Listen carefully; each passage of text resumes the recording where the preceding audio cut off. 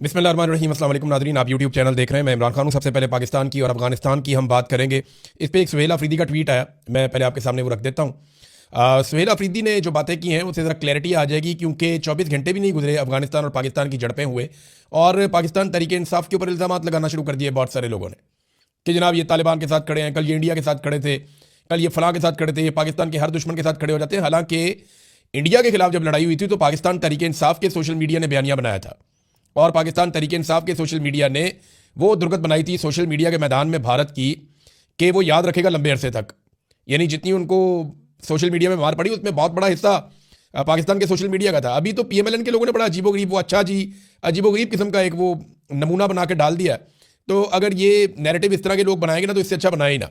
बहरहाल ये सुहेल अफरीदी साहब ने स्टेटमेंट दिया, इससे बड़ी क्लैरिटी आई है और ये चीज़ें रिकॉर्ड के ऊपर रहनी चाहिए। और पाकिस्तान के खिलाफ किसी भी मुल्क की तरफ से कोई इश्तियालगिरी या जारियत होती है तो बगैर किसी खौफ और डर के हम पाकिस्तान के दिफा के लिए हर हद तक जाएंगे।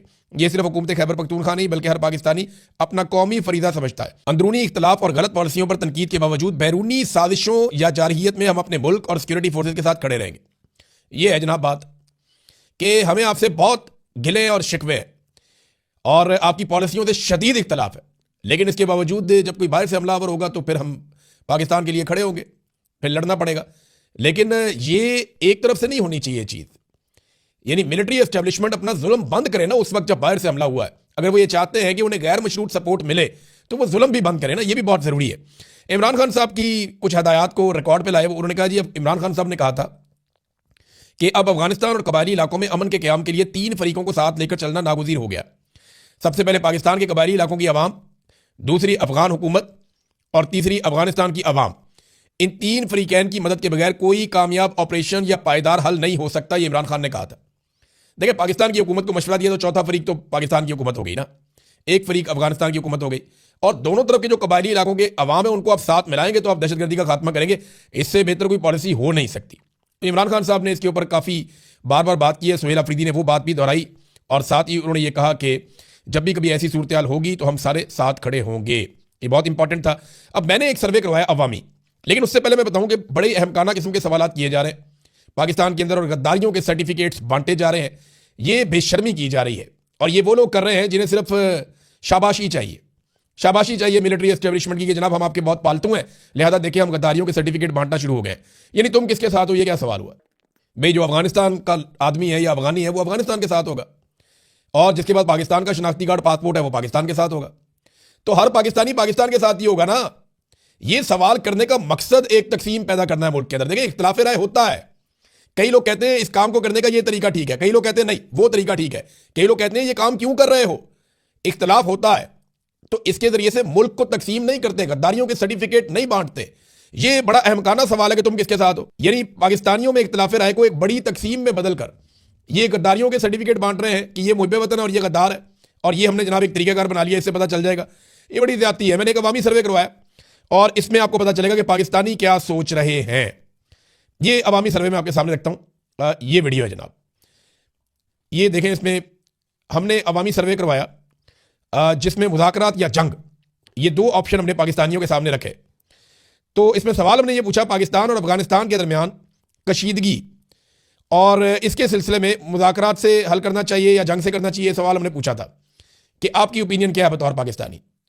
तो हमने ऑप्शन नंबर 1 रखा था मुज़ाकरात, ऑप्शन नंबर 2 रखा था जंग। इसके ऊपर जो लोगों ने रद्द-ए-अमल दिया, पहले मैं आपको ये बता दूं कि हज़ारों लोगों ने इसके ऊपर वोटिंग की है, बहुत बड़ी तादाद में वोटिंग की है और 80.6% लोग जो है उन्होंने वाज़ेह जवाब दिया है हाँ में या ना में, यानी मुज़ाकरात में या जंग में।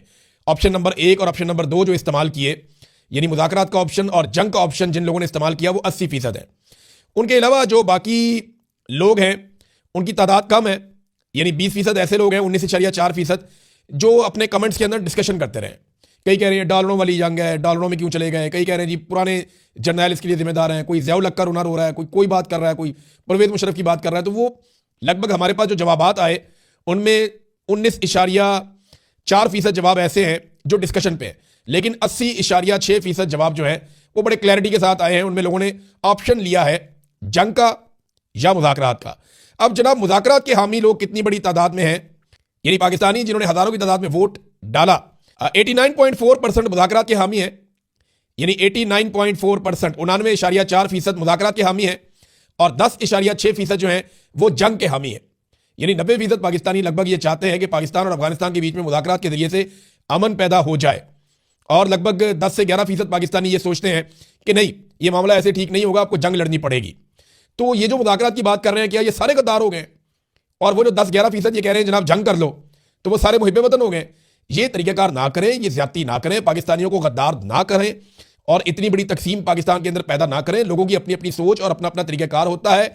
इसकी बुनियाद के ऊपर, इख्तलाफ रखने की बुनियाद के ऊपर लोगों की हुब्बुल वतनी के ऊपर क्रॉस ना लगाएं। ये बेवकूफ़ी है और ये अहमकों वाली हरकत है। इससे पाकिस्तान में नफरत फैलेगी और कुछ नहीं होगा। अब नाज़रीन, लोग जो है ना मुख्तलिफ हकायक निकाल निकाल कर सामने रख रहे हैं। मिसाल के तौर पर ये डोनाल्ड ट्रंप का एक स्टेटमेंट है, इसको सबूत के तौर पर पेश किया जा रहा है। ये जो पुराना स्टेटमेंट है डोनाल्ड ट्रंप का, जिसमें डोनाल्ड ट्रंप ने कहा था कि अफगानिस्तान से हम बगराम एयरबेस लेंगे, उनसे हथियार लेंगे, और ये उनकी ख्वाहिश थी और उसके सिलसिले में उन्होंने कहा था इकदाम होंगे। उसके फौरन बाद भी पाकिस्तान ने एक अटैक किया था अफगानिस्तान के ऊपर, एक झड़पें तब भी हो गई थी। और पाकिस्तान का रवैया डोनाल्ड ट्रंप के इन स्टेटमेंट्स के बाद बहुत तेज़ी से अफगानिस्तान के साथ बदला है, और बातचीत के बजाय हमने उनके साथ डायरेक्टली लड़ाई शुरू की है, और अफगान भी लड़ाई कर रहे हैं। वहाँ की हुकूमत जो है उसे भी मुज़ाकरात करने चाहिए, पाकिस्तानी हुकूमत को भी मुज़ाकरात करने चाहिए। डोनाल्ड ट्रंप ने जो मौजूदा लड़ाई हुई है उसमें खुशी का इजहार किया है, और अमेरिका पाकिस्तान के साथ खड़ा हुआ इस लड़ाई में। मैं इसकी मिसाल आपको दे देता हूं। एलिसन एम हुकर जो हैं, ये अंडर सेक्रेटरी हैं यूनाइटेड स्टेट्स की पॉलिटिकल अफेयर्स की, और इन्होंने एक स्टेटमेंट दिया है कि पाकिस्तान के फॉरेन सेक्रेटरी से मेरी बात हुई है, और जो नुकसान हुआ पाकिस्तान का अफगानिस्तान के साथ लड़ाई में उसके हवाले से, और हम सिचुएशन को मॉनिटर कर रहे हैं क्लोजली। और इसके अलावा उन्होंने कहा पाकिस्तान को अपने दिफा के हवाले से हम पूरी सपोर्ट दे रहे हैं तालिबान के हमलों के खिलाफ। तो अमेरिका जो है वो इस सूरत हाल में पाकिस्तान के साथ खड़ा हो गया है। और डोनाल्ड ट्रंप से जब इस हवाले से सवाल किया गया तो डोनाल्ड ट्रंप ने कहा, यानी खुशी का इजहार किया, यानी शाबाश वाला अंदाज था उनका। उन्होंने तारीफ की, फील्ड मार्शल की और शबाज शरीफ की। उन्होंने कहा पाकिस्तान अच्छा कर रहा है, मुदाखलत नहीं करूंगा। तो थोड़े दिन पहले ना कुछ लोग कह रहे थे कि तालिबान के साथ इसराइल मिल गया। वो एक आर्टिफिशियल इंटेलिजेंस की वीडियो बनी हुई थी। उस वीडियो की बुनियाद के ऊपर पाकिस्तान के बहुत सारे दानिश्वर, बहुत सारे सहाफ़ी, वैसे आर्टिफिशियल इंटेलिजेंस भी ऐसी चीज़ है, ऐसी ऑडियो वीडियो मिक्स करते हैं पता ही नहीं चलता। बाद वक्त बंदा फंस जाता है, मुझे गलतफहमी हो जाती है। लेकिन कुछ चीज़ें होती हैं कॉमन सेंस में आती हैं कि यार ये तो हो ही नहीं सकता। तो वहाँ पे इसराइली वज़ीर-ए-आज़म के खाते में तालिबान डाल दिए अफगानिस्तान के, उन्होंने कि ये मिले हुए आपस में, और वो कह रहे हैं इनको सपोर्ट करेंगे। और अब जो नेतन्याहू हैं, उनके बड़े जो हैं डोनाल्ड ट्रंप, वो पाकिस्तान को सपोर्ट कर रहे हैं। तो वो दानिश्वर अब इस बारे में क्या करेंगे और क्या कहेंगे? सवाल तो ये पैदा होता है ना। अब बताएं ना, आप इस बारे में क्या कहते हैं? तो ट्रंप की जो ख्वाहिश है, उसके बाद पाकिस्तान और अफगानिस्तान के हालात ज़्यादा ख़राब हुए। पाकिस्तान को बैरूनी ख्वाहिशात की बजाय अपने अंदरूनी मामलात की तरफ तवज्जो देनी चाहिए। ये एक वॉरफेयर एनालिसिस, एक अमेरिका का पूरा एक सिस्टम है, और इसके अंदर काफ़ी लोग एनालिसिस करते हैं। उन्होंने ये बताया कि एक एटमी कुव्वत को कभी भी बाहर से ऐसा खतरा नहीं होता जो अंदर से होता है। तो पाकिस्तान को अपने अंदरूनी मामलात में काम करना होगा। एक तो उन्होंने वजह बताई कि डोनाल्ड ट्रंप की ख्वाहिश की तकमील है। दूसरा उन्होंने कहा जी कि ये जो लड़ाई है इसके पीछे पाकिस्तान के अंदर मामलात बड़े गैर मकबूल हो चुके हैं। जो रजीम इस वक्त पाकिस्तान के अंदर काम कर रहा है, तो वो आवाम को अपने पीछे खड़ा करना चाहते हैं। फिर उन्होंने कहा जी असल मसाइल से ये पाकिस्तान भटक रहा है, अंदरूनी खामियां पाकिस्तान को अपनी दूर करनी पड़ेंगी, दहशतगर्दी को पाकिस्तान के अंदर से इसका खात्मा करना पड़ेगा। मुराद सईद ने एक मरतबा फिर रिकॉर्ड सीधा कर दिया, और ये रिकॉर्ड आप सारे जानते हैं कि ये है क्या।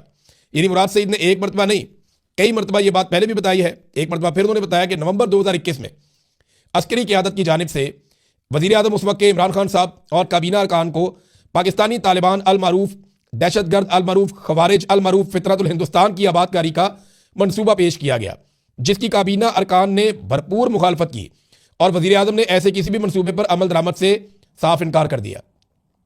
जून 2022 में इमरान खान की हुकूमत के खात्मे के बाद PDM की कठपुतली हुकूमत के सामने अस्करी हुकाम की जानिब से वही प्लान दोबारा पेश किया गया। क्या पिद्दी और क्या पिद्दी का शोरबा, फौरी तौर पे उसकी मंजूरी दे दी गई। जून 2022 में अस्करी हुकूमत की जानिब से अफगानिस्तान वफद भेजकर तालिबान, अल मारूफ दहशतगर्द, अल मारूफ अल खवारिज, अल मारूफ फितनतुल हिंदुस्तान की आबादकारी के मंसूबे पर अमल दरामद का आगाज कर दिया गया।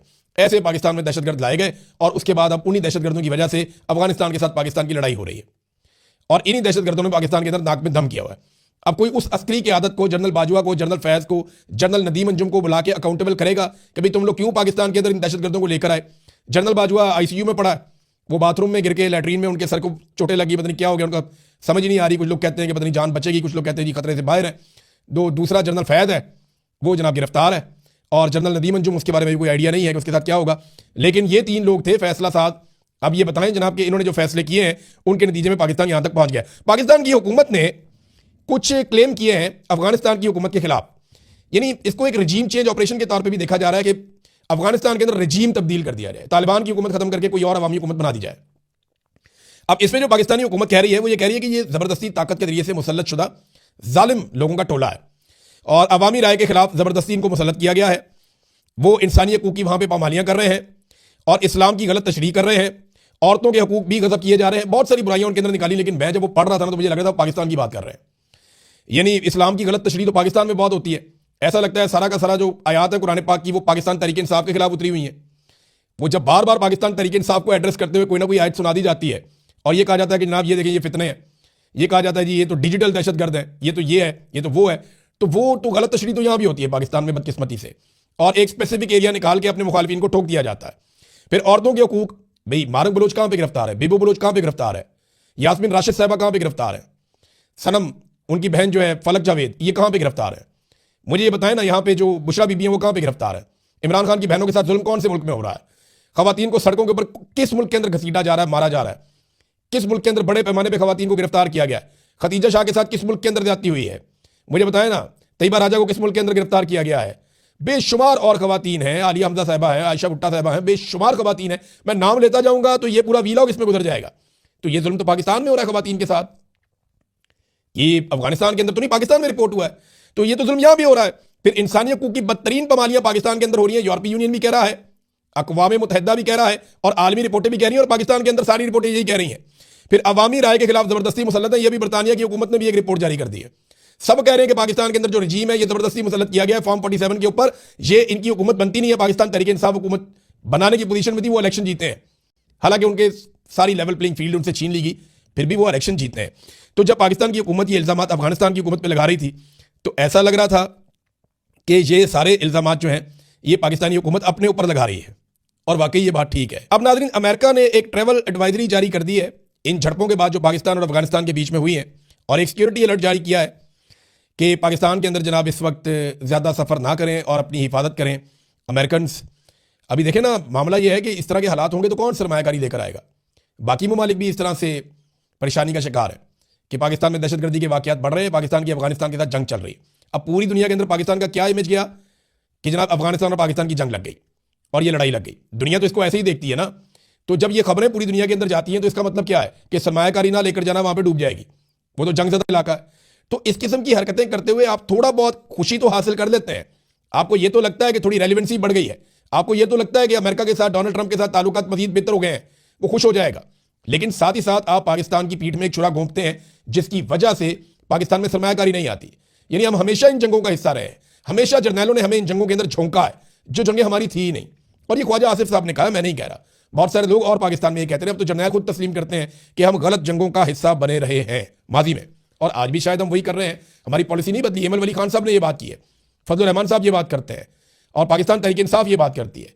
तमाम अपोजिशन जमातें, हत्ता कि हुकूमत के अंदर बैठी हुई जमातें भी कहती हैं कि हमारी पॉलिसी दहशतगर्दी के मामलों को लेकर या अफगान पॉलिसी को लेकर बड़ी नाकस रही है हमेशा से। अब देखें ना, इंडिया तालिबान के साथ ताल्लुकात बना सकता है वहां से आके, तो हमें क्या मसला है, हमें भी उनसे ताल्लुकात बना लेने चाहिए थे कि भी बैठो बात करते हैं, दहशतगर्दी खत्म करनी है, आपके वहां भी हो रही है, हमारे यहां भी हो रही है, मिलकर मारते हैं, अपनी आवाम को साथ मिलाओ, हम अपनी आवाम को साथ मिलाते हैं। तो बैठ के इस चीज को किया जा सकता था, लेकिन ट्रंप की ख्वाहिश कैसे पूरी होती। अब नाजरीन, बरतानिया ने ईरान के अंदर अपना सफारत खाना खाली करवा दिया। बिल्कुल, चीन ने भी अपने शहरियों को सफर करने से रोक दिया। बहुत सारे ममालिक ने इस खित्ते के अंदर अपनी परवाजें बंद कर दी हैं। ईरान के शहरी बड़ी तादाद में गल्फ ममालिक की तरफ जा रहे हैं, और ख़ास तौर पे ओमान के अंदर बहुत बड़ी तादाद में मेरे को दोस्तों ने बताया कि वहाँ पे ईरानी शहरी पहुँचे हैं, क्योंकि वहाँ पे गालिबन वीज़ा फ्री एंट्री है, उसकी वजह से वहाँ चले जाते हैं। तो अब ईरान के ऊपर अटैक ऐसा लगता है कि अमेरिका कर सकता है। वो एक दबाव तो बहुत बढ़ा दिया उन्होंने, इसराइल में उनके नए हथियार भी पहुँचे हैं, उनका जंगी बेड़ा भी इसराइल में पहुँचा है। तो ऐसा दिखाई दे रहा है कि कुछ ना कुछ बड़ी एक्टिविटी इस खित्ते में हो सकती है, और अगर ईरान के साथ अमेरिका की लड़ाई होती है तो ये एक ऐसी चीज़ होगी जो पूरे खित्ते के बैलेंस को तब्दील करेगी। अब तक के लिए इतनी, अपना ख्याल रखिएगा, अपने चैनल का भी। अल्लाह हाफ़िज़।